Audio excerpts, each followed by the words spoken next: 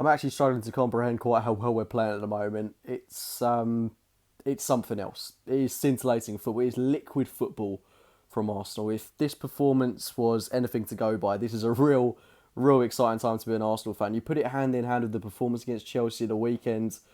The way we're playing, it's really hard not to get excited. But I'm not going to get in over my head just yet. It was a cracking performance from Arsenal on the night. I've just got home from the game myself, and my biggest disappointment is that we didn't win this game about 6-7-0 because we had the chances and the capabilities to do so. It was such a good performance from Arsenal. I won't keep saying it, but the chemistry and the understanding within this set of players, right the way through from the goalkeeper David Ospina up top to Alexis Sanchez, is second to none. The chemistry that we're seeing bond between Cazorla and Mesut Ozil, I think, is something we wanted to see form really well back in 2013-14. But the way those two are interlinking is superb at the moment. There's a real bond forming there this season. And the understanding, most importantly, between Theo Walcott and Alexis Sanchez, these two know where each other needs to be. Yeah, Alexis is, on paper, he is lining up as our striker, but the way him and Theo Walcott interlink, the way they interchange throughout the course of the game, the understanding between the two, it's superb. It's like we almost have two strikers playing on the pitch, and I know that Theo Walcott's predominantly playing off that right-hand side, and I do think he's a lot stronger there than he is when he's playing through the middle. But, I mean, the understanding in that front three as a whole, Iwobi, Alexis and Theo Walcott, it is the most gorgeous, delicious, not in terms of looks, well, maybe in terms of looks, it's a very handsome front three as well, but in terms of their playing style, the way they work with each other, Iwobi, another fantastic performance tonight. Alexis was very unfortunate not to get on the score sheet. Theo Walcott, I'm not gay, but honestly, I think I'm falling in love with him. He is one hell of a player this season. The way he took that first goal, wonderful work from Santi Cazorla with a lofted ball into Alexis Sanchez. Great awareness there. Really good performance from Cazorla as well tonight. He deserves a special mention. But Alexis floats the ball into Theo Walcott, who gets between the centre halves to nod it home. Only Walcott's second headed goal of his career at 27 years of age. So it just shows what a different player he is this season.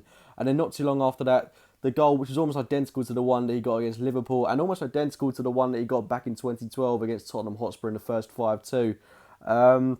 He's really good at those finishes at the far post. He's done it a lot throughout his career, and he's a lot more dangerous off that right-hand flank. The way he was tracking back, holding up the ball, interplaying today. I don't know what to put it down to. It's just the fact that his game is so much more intense now. He's working so much harder for the team, and as I mentioned previously, we've seen him posting loads of videos on Instagram, on Twitter of him working out throughout the course of the summer. And to be honest, I couldn't care less about that. It's just the fact that he's actually doing it on the football pitch, and we're seeing him as a revitalised player, a different man, and I couldn't be happier for the guy. I really hope he stays fit this season, because I don't want that front three to change. Regarding the rest of the attack, I was a little bit disappointed not to see Lucas Perez get a chance in this game, because I thought going into that second half, when the game was almost, it might be a bit arrogant of me to say effectively won, but the way we were playing, it was hard not to say that we'd put this game to bed in the first half. So I'd have brought Lucas Perez on in the 60th minute, given him a chance. Unfortunately, Wenger, it's not unfortunate, but he did opt for Oxlade-Chamberlain instead, who I don't think had a particular impact on the game.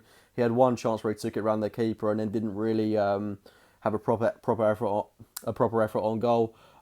So yeah, that was disappointing in that sense. We saw Kieran Gibbs get a few more minutes. He's someone I would have elected to start this game, but I'm thinking that we might see a little bit of rotation going into the game against Burnley. I think the reason Wenger went with such a strong 11 was simply for the fact that PSG were playing Ludogorets tonight, where they picked up a 3-1 win, unfortunately. And there is a chance, there is a real feeling and a real sense that we can pounce on this group, and we can top it. We certainly can do. If we get even a 0-0 draw against PSG at home, a game I think we can have a good chance of winning. We could definitely top this group, and I think Wenger definitely sees that there's a chance to do that this season. But Basel, I thought, were incredibly ordinary. Didn't offer a lot to the table.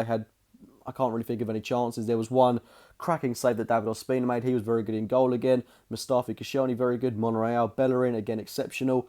All round, this team is probably the most exciting in the league at the moment. And I'm not being arrogant or naive in saying that. I do generally think you look at this team, and bar Manchester City, this is one of the most exciting teams in the league at the moment. And I'm very much looking forward to that game against Burnley. I don't want to go into that game with my head held too high, because anything can happen in the league. We saw that Burnley put 2 goals past Watford the other day. They put 2 goals past Liverpool. They're quite strong at home this season, and they are going to try and diffuse our front three to the best of their ability. But I think if we can start the way we can, as we've proven in the game against Chelsea and the game tonight, then we should have too much for Burnley to handle. And I'm generally very excited going to these games against Swansea at home, Borough at home, Ludogorets as well. All these fixtures which are very, very winnable for Arsenal. It's just a case of us knuckling down, getting the points on the board. And, in a couple of weeks we might be favourites for the title. But as I say, I'm not going to get in over my head because it can all come tumbling down by Christmas time. But it's a fantastic performance on the night. It was a fantastic performance last weekend. And we move onwards to Burnley. Anyway, guys, please do drop a like on the video if you have enjoyed it. Subscribe to AFC Game by Game. And as always, I'll be speaking to you very, very soon.